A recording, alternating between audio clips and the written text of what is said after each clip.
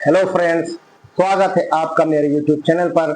आज हम बात करने जा रहे हैं हज इंस्पेक्टर 2027। जी हाँ, हज इंस्पेक्टर 2027 का सर्कुलर जारी हो चुका है। जितने भी लोग हमारे हज इंस्पेक्टर या जिसको पहले खादिमुल हुज्जाज कहा जाता था उसके लिए अप्लाई करना चाहते हैं, उसका फॉर्म भरना चाहते हैं, वो लोग बिल्कुल तैयार हो जाएं। अब इस वीडियो में आपको पूरा शेड्यूल बताऊंगा कि वो कब से कब तक उसको फॉर्म ऑनलाइन किए जाएंगे, उसमें कौन सा क्राइटेरिया है, क्या एलिजिबिलिटी और बहुत बड़े चेंजेस इसमें किए गए हैं। इस बार के सिलेक्शन में जो हज इंस्पेक्टर का सिलेक्शन होने वाला है, इस बार 4 बहुत बड़े बदलाव किए गए हैं। तो आप वीडियो में पूरे बने रहें। अगर आप चैनल पर नए तो मेरे प्लीज चैनल को मेरे सब्सक्राइब कर लीजिए।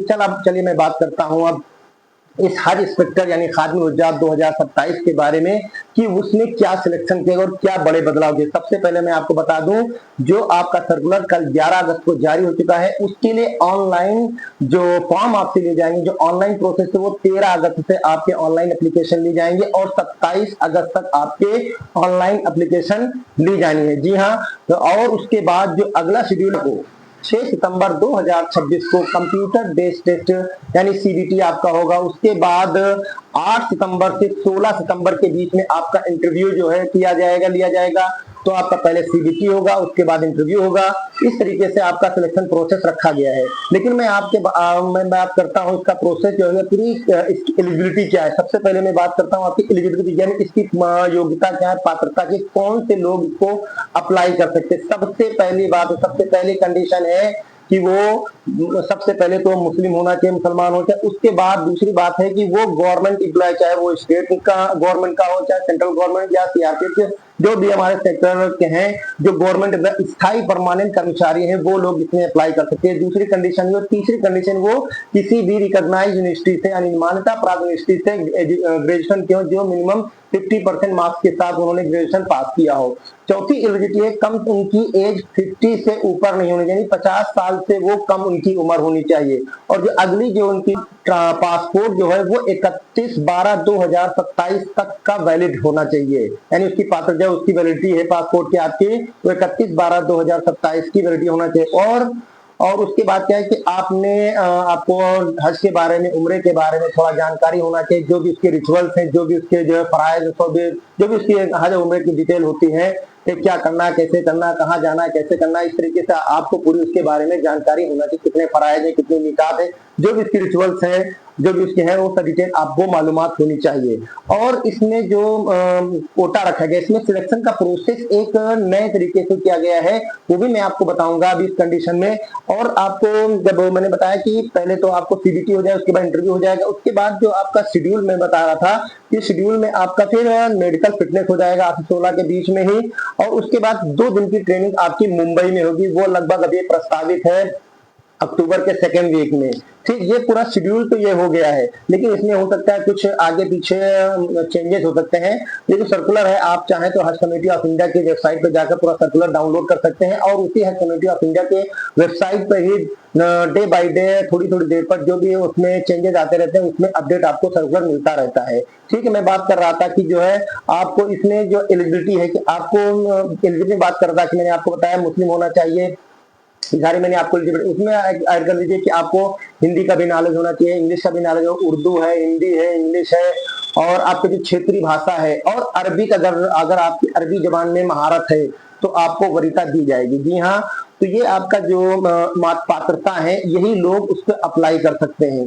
तमाम हमारे फ्रेंड है कि हमने हज तब किया था या अब किया था, इसे अप्लाई कर सकते हैं या नहीं कर सकते। तो ये अगर पहले आपने हज किया था अप्लाई तो कर सकते हैं, उम्रा भी किया तब भी अप्लाई कर सकते हैं। लेकिन जो 5 साल पिछले लास्ट 5 ईयर में जिन्होंने हज किया होगा तो उनको इसमें वेटेज मिलता है। अब मैं बताता हूँ वेटेज का ये प्रोसेस क्या है। सबसे पहले आपकी मान लो for example 50% open general quota है। अब आते हैं 50% में क्या होता है, 25% जो पिछले 3 बार में यानी कि वो खादिमुल हुज्जाज में जिनका सिलेक्शन हुआ है, ठीक है, तो उनको वरीयता मिलेगा। 25% में वो सिलेक्शन होंगे और 20% में वो आते हैं जो पिछले 5 सालों के बीच में उन्होंने हज किया है, उनका सिलेक्शन 20% रिजर्वेशन है। और 25% में जो खादिमुल हुज्जाज में हज इंस्पेक्टर के तौर पर चुने जा चुके हैं, उनका 25% कोटा है। और 5% जो हज कमेटी के मेंबर हैं या वक्फ बोर्ड के मेंबर, उनके लिए आरक्षित। तो ये 50% इस तरह के रिजर्वेशन में और 50% आपको कोटे ओपन कैटेगरी से आपका सिलेक्शन होगा। अब मैं बात करता हूं कि इसमें कितनी सीट है। लोग कहते हैं कितनी सीट होंगी, तो जो सबसे बड़ा हाथ चेंज किया गया है, सबसे बड़ा जो चेंज किया है, पिछली बार जो काबिल हुज्जाज होते थे, जो पिछली बार का प्रोसेस सिलेक्शन हुआ था, उसमें 150 हाजियों पर, यानी 150 हाजियों पर एक काबिल हुज्जाज, एक हज इंस्पेक्टर की तैनाती की गई थी। लेकिन इस बार हज कमेटी ऑफ इंडिया ने बहुत बड़ा बदलाव किया कि इस बार 135 हाजियों पर एक हज इंस्पेक्टर की नियुक्ति की जाएगी। तो इससे पता चला कि थोड़े से हज इंस्पेक्टर की वैकेंसी जो है वो बढ़ जाएगी, जो संख्या है, नंबर ऑफ हज इंस्पेक्टर वो थोड़ा बढ़ जाएंगी। और पूरे भारत में ऑल अराउंड 908 लगभग, वो तो बाद में क्लियर हो, जब पूरे सबका सिलेक्शन हो जाएगा, सबकी फीस सबमिट हो जाएगा, वो फाइनल डिटेल बाद में, लेकर ऑल अराउंड लगभग बताया जा रहा है कि 908 पूरे भारत में हज इंस्पेक्टर की नियुक्ति की जाएगी। अब मैं बात करूंगा तो दूसरा सबसे बड़ा चेंज हुआ है, ये तो हो गया आपका सिलेक्शन होने का तरीका कि किस कैटेगरी के तहत, किस रिजर्वेशन के तहत कौन सा कोटा किसमें है, उसमें आप अप्लाई कर रहे हैं। अगर आप ओपन, तो कभी आपने भी ना तो काबिल हुज्जाज में आपका सिलेक्शन हुआ है और ना ही उसमें सकते हो फिर आप ओपन जनरल कोटा में, लेकिन अगर आप काबिल हुज्जाज में जा चुके हैं तो आप 25% कोटे में आपका सिलेक्शन होगा। और अगर आप जो है पिछले 5 सालों में हज किया है तो भी आप रिजर्वेशन में आते हैं। तो ये तो बात होगी सिलेक्शन की। मैं एक बात बताना भूल गया, जो पात्रता है उसमें अगर आप पिछली 3 बार आप काबिल हुज्जाज या इंस्पेक्टर के तौर पर चुने जा चुके हैं तो अब आप अप्लाई करने के पात्र नहीं है। ये सबसे बड़ी बात है कि आपके ध्यान, अगर आप 3 बार ऑलरेडी जा चुके हैं काबिल हुज्जाज के रूप में, आपने हज किया है, हज इंस्पेक्टर के तौर पर आप 3 बार अगर सफर कर चुके हैं तो अब इस बार आप अप्लाई नहीं कर पाएंगे। हाँ, अब मैं बात करता हूं जो दूसरा सबसे बड़ा बदलाव हुआ है, अभी आप लोगों ने शायद सर्कुलर है, मैं आपको दिखा दूं, स्क्रीन पर आप देख भी सकते हैं। तो सबसे बड़ा बदलाव हुआ है कि इस बार जो पिछली बार जो सीबीटी हुआ था वो 150 यानी 150 मार्क्स का हुआ था, जिसमें आपके 25 क्वेश्चन आए थे और 150 नंबर का, जिसमें 25 क्वेश्चन फैक्ट वाले थे और 25 क्वेश्चन सिनेरियो बेस्ड थे। लेकिन इस बार जो चेंज किया है, इसमें क्या है, 170 नंबर का आपका सीबीटी यानी कंप्यूटर बेस्ड टेस्ट होगा। कितने नंबर का? 170 नंबर का। पिछली बार जो था 50 नंबर का इंटरव्यू था, इस बार उसको कम कर दिया गया है, 30 नंबर का इंटरव्यू होगा। तो 170 नंबर का आपका सीबीटी हो गया और 30 नंबर का आपका इंटरव्यू होगा। तो इन दोनों को काउंट मिला करके 200 नंबर की आपकी मेरिट तैयार होगी।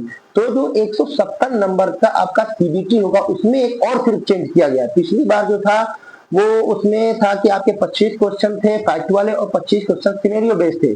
इसमें क्या किया गया कि 35 क्वेश्चन आपके होंगे फैक्ट बेस्ड और 25 क्वेश्चन सिनेरियो बेस्ड रहेंगे, 25 ही क्वेश्चन। लेकिन जो फैक्ट क्वेश्चन है 25 से 35 कर दिए गए और हर जो फैक्ट क्वेश्चन 35 क्वेश्चन है फैक्ट वाले वो 2 नंबर का होगा। ठीक, तो 35 गुना 70 इस तरीके से। और जो सिनेरियो बेस्ड होगा उसके भी 4 विकल्प होंगे, वो एक होगा 4 नंबर का। अब मैं दोनों थोड़ा डिटेल में आपको बताता हूँ। जो फैक्ट वाला होगा 2 नंबर का हो गया, 35 क्वेश्चन हो गया, 35 गुना 70। अगर आप इसमें निगेटिव मार्किंग, जी हाँ, सबसे बड़ा जो चेंज किया गया है कि पिछली बार निगेटिव मार्किंग नहीं थी, आप सारे क्वेश्चन अटेम्प्ट करते थे और आप सही हुआ तो मार्क्स मिलते थे, सही नहीं हुआ तो आपको निगेटिव मार्किंग नहीं थी। लेकिन इस बार निगेटिव मार्किंग रखी गई है। जी हाँ, तो जो फैक्ट वाले क्वेश्चन है उसकी निगेटिव राइट आंसर पर आपको 2 नंबर मिलेंगे और अगर आपका क्वेश्चन कोई गलत हो जाता है तो आपको पेनल्टी के तौर पर 1/4 यानी 0.5 मार्क्स आपके काट लिए जाएंगे।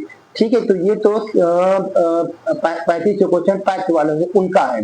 और जो 25 क्वेश्चन होते हैं सिनेरियो बेस्ड, इसमें चारों ऑप्शन आपके सही होंगे, लेकिन जो सबसे एप्रोप्रिएट होगा, जो सबसे चारों में से जो एक सबसे सही होगा उसके लिए मिलेंगे आपको 4 नंबर। ठीक है, उसके लिए आपको कितने मिलेंगे? 4 नंबर। तो 25 नंबर सिनेरियो कि 25 चौको 100 नंबर का पूरा हो गया। तो 100 उधर 70, 170 नंबर का सीबीटी। अब इसमें आता है, इसमें भी निगेटिव मार्किंग है, सिनेरियो बेस्ड है, जो 25 होंगे तो जो आपका एप्टीट्यूड है उसको तो आपको 4 मार्क्स मिल जाएंगे। लेकिन अगर उससे जो कम सेकंड नंबर वाला होगा, अगर आपने उसका आंसर दिया तो 0.5 माइनस हो जाएंगे आपके निगेटिव। अगर आपने थर्ड को जो तीसरे नंबर पर है आपने अगर वो आप सिलेक्ट किया तो आपका 1 मार्क्स कट जाएगा। और अगर आपने चौथे नंबर बिल्कुल सबसे गिरा हुआ था, सबसे लास्ट वाला था खराब वाला, अगर वो आपने चूज किया तो आपके 2 नंबर जो है वो माइनस कर दिए जाएंगे। एप्रोप्रिएट पर आपको 4 मार्क्स मिल रहे हैं और सेकंड जो होगा उससे 0.5, फिर 1, फिर 2, इस तरीके से निगेटिव मार्किंग रखी गई है। तो इस तरीके से इस बार बड़ा चेंज हुआ कि नेगेटिव मार्किंग है, तो इसलिए आप लोग जब भी इंटरव्यू का, जब भी आपका 6 सितंबर को सीबीटी जब होगा, तो आप लोग उस तैयारी से रहें कि हमारा जो है नेगेटिव मार्किंग भी है। तो इस तरीके से आप 200 नंबर का और 30 नंबर का इंटरव्यू होगा।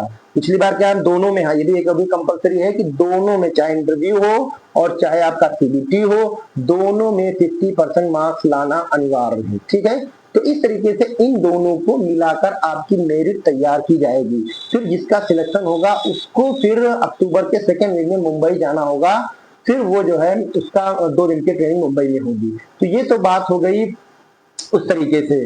अब मैं बात करता हूं कि इसमें क्या कहते हैं कि सीबीटी में कौन कौन सा आपका सिलेबस क्या होगा, किस तरीके से आपको क्वेश्चन आएंगे, या फैक्ट वाले क्वेश्चन में कैसे आएंगे, या सिनेरियो बेस्ड कैसे क्वेश्चन आएंगे। तो पिछली बार के क्वेश्चन है उस तरीके से आप बहुत सारे क्वेश्चन में आपको इस वीडियो में नहीं बता, क्योंकि वीडियो थोड़ा लंबा हो जाएगा, इसके लिए आपको मेरे अगले वीडियो का इंतजार करना होगा। लेकिन इससे संबंधित जो मैंने जानकारी दी आपको एलिजिबिलिटी से संबंधित, अगर कोई भी आपको समझ में नहीं आ रहा तो आप कमेंट बॉक्स में पूछ सकते हैं, या आप जो है सिलेक्शन की प्रोसेस समझ में नहीं आया तब भी आप समझ सकते हैं, या जो इस बार 135 जो चेंज किया गया कि 135 से खाजी होगा उसका सिलेक्शन होगा, या जो मेरिट कैसे तैयार होगी इन दोनों से, और नेगेटिव मार्किंग कैसे से, इन सभी संबंधित अगर कोई भी आपके क्वेश्चन दिमाग में कोई भी सवाल है तो आप प्लीज कमेंट बॉक्स में जो है कमेंट कर सकते हैं। मैं आपका उसका आंसर देने की पूरी कोशिश करूंगा।